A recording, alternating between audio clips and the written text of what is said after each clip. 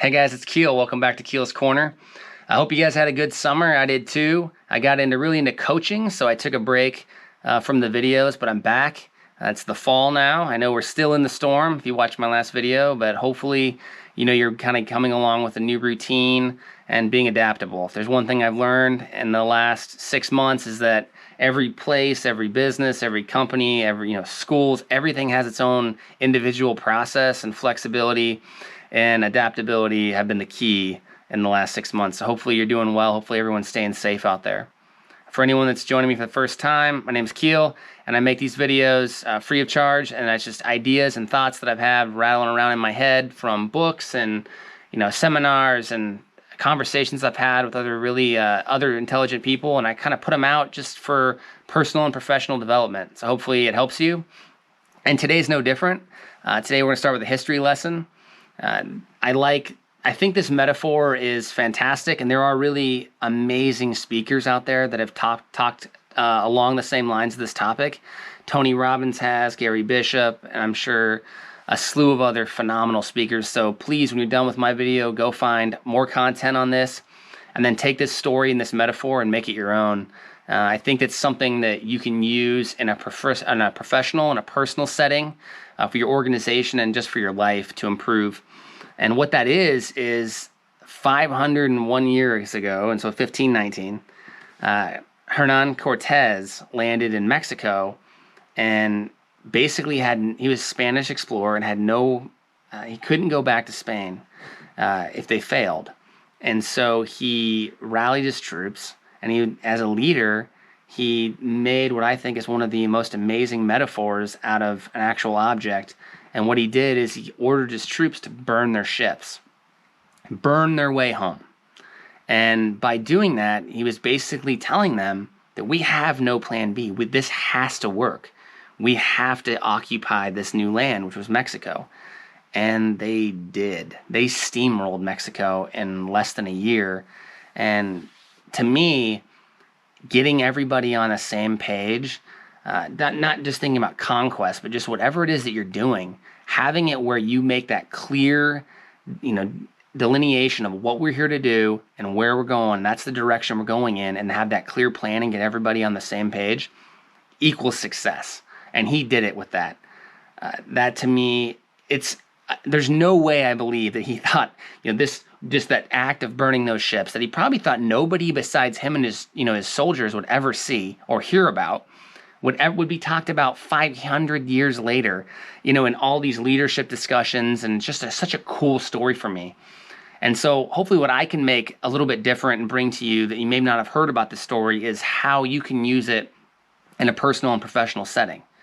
For me, I have personally seen, in a professional setting at work, numerous times where there was, a new software program was coming online, for instance. And this is the new way we're doing it. Everything's going to be run through this new software program. And there was a certain grace period, which I do believe is important. You do need to make sure that you train your people before you change the process on them. But we would have maybe an old Excel product that we'd update.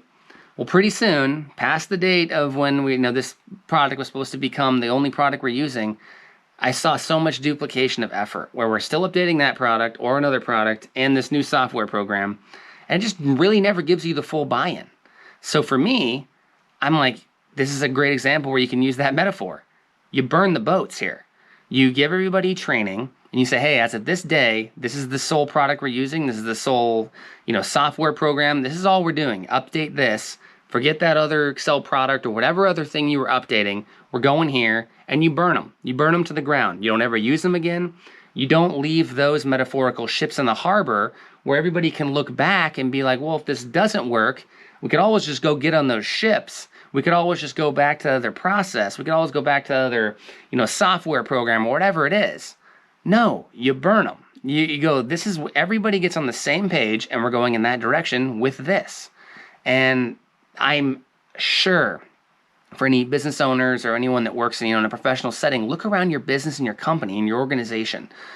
What processes or programs or ideas are you supposedly acting on, but you're still leaving those metaphorical ships in the harbor? You're still leaving you're duplicating effort, or the communication isn't clear on why or how you're using this, or how people are supposed to be updating stuff. You're leaving ambiguity, and make it clear. This is it. That stuff's gone. We've now burned them, and that's where we're going in that direction with this. And I promise you, it'll get everybody on the same page and just get you so much closer to that success that you're out there trying to achieve. Personally, this translates as well. Think about an example, weight loss. Let's use weight loss. You're trying to lose weight. You can't, I know, I think I have willpower, and I think I'm a very motivated and strong individual. Willpower does not work, and I don't believe it does. It gets you started, but it won't last a significant amount of time. So with that, who gets successful when they lose weight? People that surround themselves with people that are trying to, they're fit and eat right. You can't buy sweets and just throw them in the pantry and go, oh, those are for the kids, or they're not for me, they're whatever it is. No, at some point you're going to sneak in there and grab an Oreo and eat one. Like, that's human nature. I would do the same thing. You have to look at those and go, what are the boats? What are those ships that I'm leaving around me that give me a plan B, that give me an out if I need it?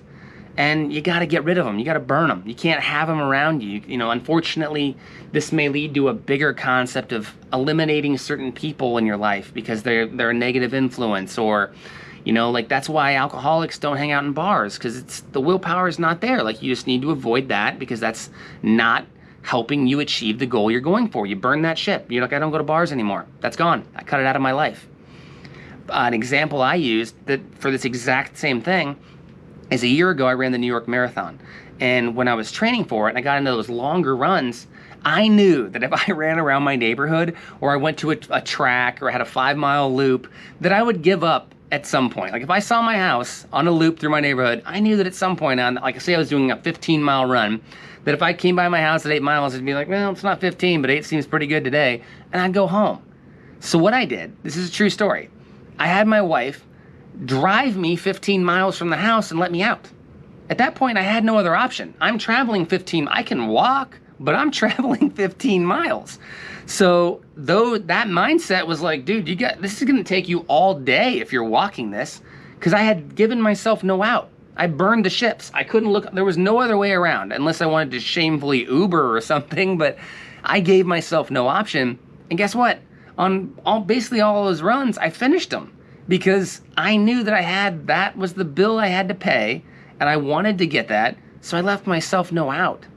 And I know that there are times where having a plan B makes sense, and having a backup plan makes sense.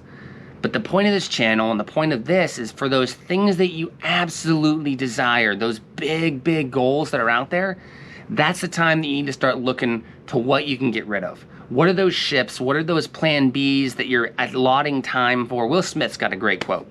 He says there's no reason having a plan B because it distracts from plan A. It's the same concept. What time are you wasting, maintaining those ships in the harbor, or duplicating effort, or giving yourselves outs when you're out doing things that you're like, hey, if I want that to work, I can't do that. I got to burn that ship. So take it from a Spanish explorer 500 years ago, who in a simple act of leadership created one of the greatest metaphors for success in my mind, is there comes a time where you need to just believe and invest in yourself and give yourself no other option but to succeed or die trying. And that's that metaphorically burning those ships.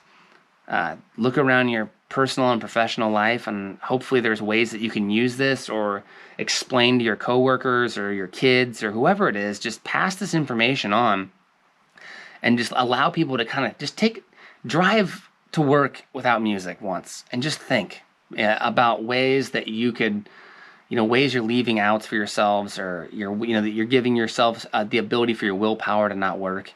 And I'm sure that you'll be more successful in whatever it is that you truly want.